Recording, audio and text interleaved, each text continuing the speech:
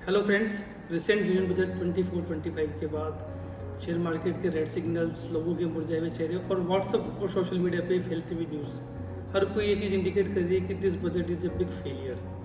But actual में निर्मला सीतारमन, जो कि फर्स्ट एवर फाइनेंस मिनिस्टर बन गई है, जिन्होंने कंटिन्यूस 7 यूनियन बजट्स दिए हैं, क्या उनका बजट, क्या मोदी गवर्नमेंट 3.0 की पॉलिसीज़ एक्चुअल में फेलियर है? उसी को डिस्कस करने के लिए मैं सी अनुशुल अग्रवाल आज आपके पास आया हूँ। एक एक पॉइंट्स को वन बाय वन डिस्कस करने के लिए हम शुरुआत करते हैं डायरेक्ट टैक्स से। डायरेक्ट टैक्स में जो लोगों को सबसे ज़्यादा उम्मीद थी कि कुछ टैक्स की स्लैब रेट्स में इंक्रीमेंट होगा, डिडक्शंस की लिमिट बढ़ाई जाएगी, टैक्स की रेट कम होगी, बट ऐसा कुछ भी नहीं हुआ है। सबसे ज़्यादा लोगों के अंदर इसी चीज़ को लेकर के नाराज़गी है। चेंजेस क्या हुए हैं उसको वन बाय वन डिस्कस करते हैं। सभी को पता है कि टैक्सेशन की 2 रिजिम चल रही है अभी, एक ओल्ड रिजिम, एक new tax regime. Old tax regime के अंदर कुछ भी चेंजेस नहीं हुआ है, जैसा पहले था। सभी स्लैब्स, सभी डिडक्शंस, सब कुछ सेम एज इट इज ही है। न्यू स्लैब में थोड़ा बहुत चेंजेस जो है उसको अपन डिस्कस कर लेते हैं। न्यू स्लैब जो इनकम टैक्स रिजिम है उसके स्लैब रेट्स में 2 चेंजेस हुए हैं। पहले जो 5% का स्लैब 3 से 6 लाख का था, वो अब 3 से 7 लाख का कर दिया है। सेकेंड जो स्लैब जो आपका 6 से 9 लाख का था, उसको 7 से 10 लाख कर दिया 10% के लिए। इन 2 चेंजेस की वजह से क्या इम्पैक्ट आया है हमारे जनरल आदमी के टैक्स के ऊपर, वो समझते हैं। यदि आपकी इनकम 7 लाख रुपए तक है तो आपके पहले भी टैक्स नहीं लगता था, अभी भी टैक्स नहीं लगेगा। यदि आपकी इनकम 9 लाख रुपए तक है तो आपका टैक्स में अब 5,000 रुपये कम हो जाएगा। यदि आपकी इनकम 10 लाख या उससे ज़्यादा है तो आपके टैक्स के अंदर 10,000 रुपये का चेंज हो जाएगा। 10,000 रुपये आपका टैक्स पहले से कम हो जाएगा। ये एक न्यू टैक्स रिजिम के अंदर स्लैब में चेंजेस हुए हैं। सेकेंड चेंजेस सैलरी में हुआ है स्टैंडर्ड डिडक्शन का। न्यू और ओल्ड दोनों ही स्कीम के अंदर 50,000 रुपये का स्टैंडर्ड डिडक्शन मिलता है सैलरी के अंदर। ओल्ड स्कीम में अभी भी 50,000 ही है, उसमें कोई चेंज नहीं है, लेकिन न्यू स्कीम के अंदर उस 50,000 को बढ़ा के 75,000 कर दिया है। 25,000 रुपये का स्टैंडर्ड डिडक्शन बढ़ा दिया न्यू टैक्स रिजिम के अंदर। इसका इम्पैक्ट क्या आने वाला है? यदि आपकी इनकम 15 लाख से ऊपर है तो आपके 7,500 रुपये का टैक्स कम हो जाएगा।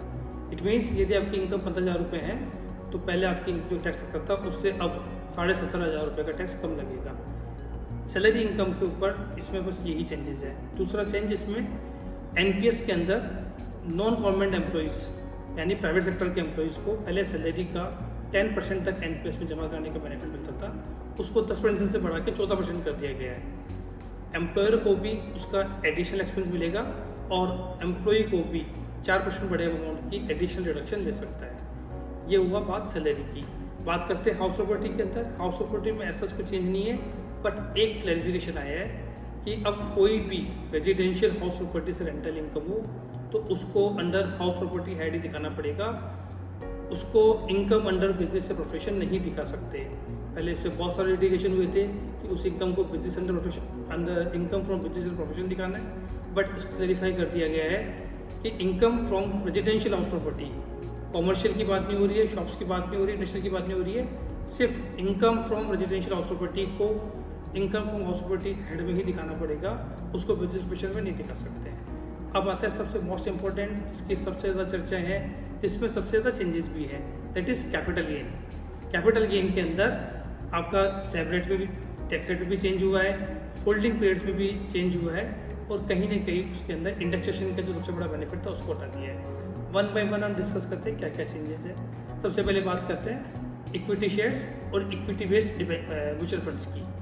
इक्विटी बेस्ड जो पहले शेयर्स, इक्विटी जो शेयर्स होते थे हमारे लिस्टेड इक्विटी शेयर्स, जिस पर डिपेंड किया हुआ था, यदि उनकी होल्डिंग 12 महीने से कम होती थी तो वो शॉर्ट टर्म कैपिटल गेन में आता था, और अभी भी वो होल्डिंग 12 महीने ही रखी गई है, लेकिन शॉर्ट टर्म कैपिटल गेन में जो पहले टैक्स की रेट 15% थी उसको 20% कर दी गई है। यदि आपकी होल्डिंग 12 महीने से ज़्यादा है तो लॉन्ग टर्म कैपिटल गेन पहले 1 लाख रुपए तक 1 साल में एग्जम्प्ट हुआ करता था, और उसके ऊपर वाली इनकम के ऊपर 10% टैक्स लगता था। अब उसमें एक तो बेनिफिट दिया है कि वो जो 1 लाख की एग्जम्पशन लिमिट थी उसको बढ़ा के 1.25 लाख कर दी है, मतलब 1,25,000 तक की इनकम पे कोई टैक्स नहीं लगेगा। और जो उससे ऊपर की इनकम है, जिस पे पहले 10% टैक्स लगता था, उसको ऊपर कर दिया 12.5%। यहाँ पे टैक्स की रेट बढ़ा दी गई है, जिसका बाजार में सबसे ज़्यादा नाराज़गी है। तो इक्विटी शेयर्स और इक्विटी ओरिएंटेड म्यूचुअल फंड्स, इनके ऊपर ये चेंजेस आ गए कि 10% से 12.5% कर दी, बट वहीं एक फ़ायदा दे दिया कि लिमिट को 1 लाख से 1,25,000 कर दिया गया है। अब बात करते हैं अदर जो आपकी कैपिटल गेन से असेट्स की लॉन्ग टर्म कैपिटल गेन के अंदर पहले दो रेट्स हुआ करती थी 10% और 20%। इक्विटी शेयर्स और इक्विटी ओरिएंटेड म्यूचुअल फंड्स में 10% थी और बाकी जितनी भी असेट्स उन पर 20% थी। अब इन दोनों रेट को मर्ज करके एक ही रेट कर दी गई है 12.5% रेट। जितने भी तरह के लॉन्ग टर्म कैपिटल गेन है सब पे 12.5% टैक्स रेट लगेगी। लेकिन एक बहुत बड़ा इम्पैक्ट कर दिया कि जो पहले लॉन्ग टर्म कैपिटल असेट्स के ऊपर इंडेक्सेशन का बेनिफिट मिलता था उसको पूरी तरीके से ख़त्म कर दिया गया है। क्या था इंडेक्सेशन, उसको डिस्कस करते हैं। सबसे पहली चीज़ इंडेक्सेशन था पहले मार्केट में इन्फ्लेशन के साथ हर चीज़ की एवरी ईयर कॉस्टिंग बढ़ती है। तो गवर्नमेंट ये बोलती थी कि आपने यदि कोई प्रॉपर्टी परचेज कर रखी है उसकी वैल्यू में इन्फ्लेशन की वजह से जो इंक्रीमेंट आया है उस वैल्यू पे हम टैक्स नहीं लेंगे, बट उसके अलावा जो गेन आया उस पर हम टैक्स लेंगे। एग्जाम्पल से समझते हैं, यदि आपने 2001 के अंदर कोई 1 लाख रुपए की प्रॉपर्टी परचेज की थी तो आज 2024 में जो उसको आप सेल करते थे तो उसकी वैल्यू 3.63 टाइम्स हो जाती है। जो आपके एवरी ईयर 4 से 5% का इन्फ्लेशन आता है उसकी वजह से उसकी वैल्यू बढ़ाती जाती थी। तो उसकी जो कॉस्टिंग 1 लाख रुपए की थी वो कॉस्टिंग आज 3,63,000 रुपये हो जाती थी। और इसके ऊपर जो एक्स्ट्रा अमाउंट आता, सपोज आपने 5 लाख में बेची, 6 लाख में बेची, 3,63,000 से ऊपर के जो वैल्यू होती थी उसके ऊपर पूरा 20% टैक्स लगता था। लेकिन अब इंडेक्सेशन हटा दिया गया है, आपकी कॉस्ट 1 लाख मानी जाएगी और पूरी वैल्यू के ऊपर 12.5% किया जाएगा। मतलब इंडेक्सेशन तो हटा दिया लेकिन टैक्स की रेट कम कर दी। सभी लोगों का मानना है कि इससे गवर्नमेंट ने अपनी पॉकेट की साइज बढ़ा लिया है, लोगों की जेब काटने के लिए कह गए। बट मैं इसको एक एग्जांपल से डिस्कस करना चाहता हूँ। हम एक प्रॉपर्टी लेते हैं जिसकी 2001 में हमने परचेज करी, जिसकी वैल्यू थी 2001 के अंदर 5 लाख रुपए। हम उसका एग्जांपल एक समझते हैं। एक हमने एसेट सेल करी 22 जुलाई को और दूसरे एसेट हमने सेल करी 23 जुलाई को। दो केसेस हमने लिए, टेबल आप देख सकते हैं। पहले केस में बात करते हैं कि एक एसेट हमने 50 लाख रुपए में सेल करी, 22 जुलाई को वही रेट है और 23 जुलाई 2024 को वही रेट है। हम उसकी इंडेक्स कॉस्ट की बात करते हैं। 2001 में उस प्रॉपर्टी की वैल्यू थी 5 लाख रुपए। पहले केस, यदि हमने प्रॉपर्टी सेल करी है 22 जुलाई 2024 को, जहाँ पे हमें इंडेक्सेशन मिल रहा है, तो 5 लाख रुपए से उसकी वैल्यू बढ़ के हो जाएगी 18,15,000 रुपये और आपका लॉन्ग टर्म कैपिटल गेन होगा 31,85,000 रुपये। और इसके ऊपर 20% टैक्स से टैक्स लगेगा 6,36,000 रुपये। सेम टाइम पे यदि वही प्रॉपर्टी एक दिन बाद, जिस दिन बजट आया है, जिस दिन से ये रूल अप्लीकेबल हो गए, 23 जुलाई 2024 को आपने सेल करी, सेल वैल्यू सेम रहेगी 50 लाख रुपये, लेकिन यहाँ पे इंडेक्सेशन का बेनिफिट नहीं मिलेगा। तो आपकी इंडेक्स कॉस्ट हो जाएगी 5 लाख रुपये और लॉन्ग टर्म कैपिटल गेन आएगा 45 लाख रुपये का। अब जो टैक्स रेट एप्लीकेबल है वो है 12.5%। उसके हिसाब से आपका टैक्स लगेगा 5,62,500।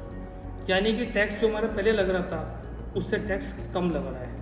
ये तो फिर लोग इतना क्यों गुस्सा कर रहे हैं, मार्केट शेयर मार्केट वाले से बार क्यों बोल रहे हैं, सारे न्यूज चैनल क्यों बोले जा रहे हैं कि टैक्स की रेट बढ़ गई है। मैं आप लोगों को बताना चाहता हूँ कि ये टैक्स की रेट का जो चेंजेस है, इंडेक्सेशन हटाने का मतलब ज़्यादा टैक्स लायबिलिटी आना नहीं है। ये डिपेंड करेगा केस टू केस।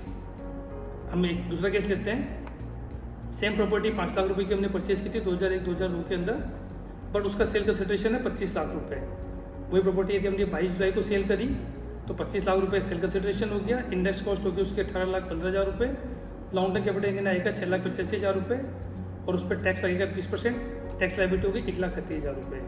वही प्रॉपर्टी मैंने एक दिन बाद सेल करी 25 लाख रुपये में, 25 लाख रुपये उसका सेल कंसिडरेशन हो गया, इंडेक्सेशन नहीं मिलेगा, कॉस्ट हो गई 5 लाख रुपये, लॉन्ग टर्म कैपिटल गेन हो गया 20 लाख रुपये, 12.5% से टैक्स लगेगा 2.5 लाख रुपये। मतलब यहाँ पे नए जो प्रोविज़न है उसमें टैक्स लग रहा है ज़्यादा। मतलब हमें समझ सकते हैं कि टैक्स की वैल्यू के हिसाब से टैक्स लायबिलिटी बार बार चेंज होगी। जहाँ पे वैल्यू हाई है और आपकी जो इंडेक्स कॉस्ट है उसकी वजह, इंडेक्स कॉस्ट जो आपकी है वो इन्फ्लेटेड वैल्यू से, यदि आपकी प्रॉपर्टी की जो वैल्यूशन आज हुई है, यदि वो इन्फ्लेशन की वजह से जो वैल्यू आती उससे ज़्यादा इंप्रूव हुई है तो आपको नए में फ़ायदा मिलेगा। यदि वो वैल्यू उससे कम है तो फिर आपको फ़ायदा मिलेगा। दोनों ही केस में केस टू केस डिसाइड करना पड़ेगा। कुछ केसेस में हमें पुराने स्कीम में फ़ायदा मिल रहा था, कुछ केसेस में हमें नए में फ़ायदा मिलेगा। स्ट्रेट फॉरवर्ड नहीं कह सकते कि इंडेक्सेशन हटाने का और रेट चेंज करने का फ़ायदा हुआ है या नुकसान हुआ है। हर एक केस में आपको चेंज करना पड़ेगा।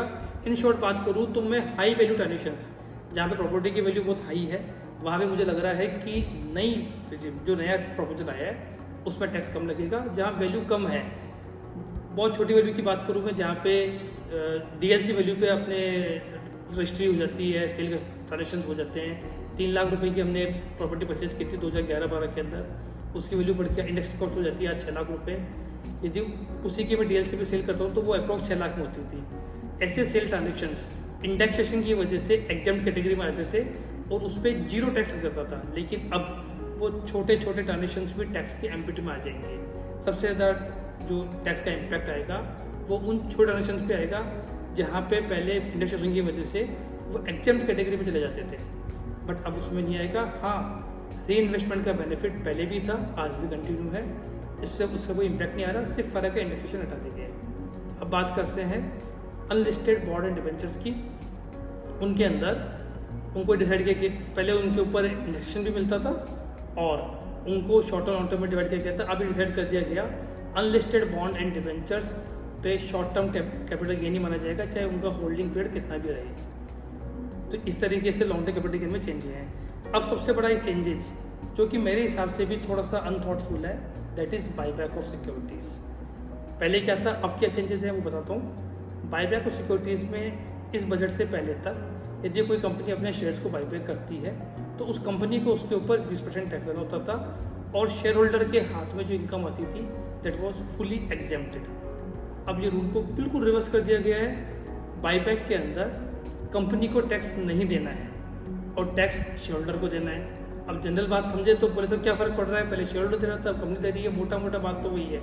नहीं, इसमें एक बहुत बड़ा चेंजेस ये किया गया है कि शेयर होल्डर के हाथ में जो पैसा आएगा उसकी कॉस्ट 0 मानी जाएगी और उसको अदर सोर्स में वो टैक्सेबल होगा, उस पूरी वैल्यू के ऊपर टैक्स देना पड़ेगा। हाँ जी, यदि आपने 1000 रुपये के शेयर खरीदा था, अब उसकी वैल्यू 1500 रुपये हो गई तो 500 रुपये का प्रॉफिट आ रहा है, 1000 रुपये आप ही का पैसा वापस आ रहा है, लेकिन उस 1000 रुपये के ऊपर भी आपको आपकी स्लैब रेट वो 30% हो, 37 हो, 42 हो, जो भी रेट है आपकी, उसके हिसाब से उस खुद के पैसे को वापस लाने के ऊपर भी आपको टैक्स देना पड़ेगा। ये एक बहुत बड़ा चैलेंजिंग है। आने वाले टाइम में मुझे लगता कोई भी कंपनी बाईबैक की प्लानिंग करेगी इस पूरे टैक्स के बाद, जहाँ पे कॉस्ट के ऊपर भी टैक्स देना पड़ेगा। हो सकता है आगे इस पर क्लैरिफिकेशन आ जाए और गवर्नमेंट से उम्मीद भी करता हूँ, क्योंकि बहुत ही हार्श प्रोविजन है। खुद ही को पैसे को वापस देने पर कोई भी टैक्स देना नहीं चाहेगा। प्रॉफिट पर टैक्स समझ में आता है, बट ये चीज़ नहीं है। तो ये एक बहुत बड़ा चैलेंजिंग आई है, जिससे लगता है कि आज के बाद अब कंपनीज बाईबैक नहीं करेगी। हाँ, ये बाईबैक वाला प्रोविज़न एप्लीकेबल है 1 सितंबर से, यानी अभी भी 1 महीने का टाइम है। कुछ कंपनीज को बाईबैक प्लान करना है तो वो आज कर सकती है, अदरवाइज 1 सितंबर से तो उस पूरी वैल्यू के ऊपर शेयर होल्डर को टैक्स देना पड़ेगा। अदर सोर्स की बात करें, अदर सोर्स में एक छोटा सा चेंज आया है। फैमिली पेंशन जो आती थी उस पर पहले 15,000 रुपये का स्टैंडर्ड डिडक्शन था। फैमिली पेंशन क्या होती है, किसी की फॉर एग्जांपल किसी हस्बैंड की डेथ होने के बाद उसकी डिपेंडेंट वाइफ को कुछ पेंशन मिलती रहती है गवर्नमेंट से, उसे बोलते हैं फैमिली पेंशन। पहले उसमें वो छूट 15,000 रुपये की थी, उसको बढ़ा करके 25,000 रुपये कर दिया गया है। तो मेजर चेंजेस हमने डिस्कस किया कि मेजर चेंज आए हैं कैपिटल गेन के अंदर। उसमें टैक्स की रेट चेंज कर दी गई है। लॉन्ग टर्म कैपिटल गेन में फ्लैट रेट कर दी गई है 12.5%, जो कि पहले 10 और 20 हुआ करती थी।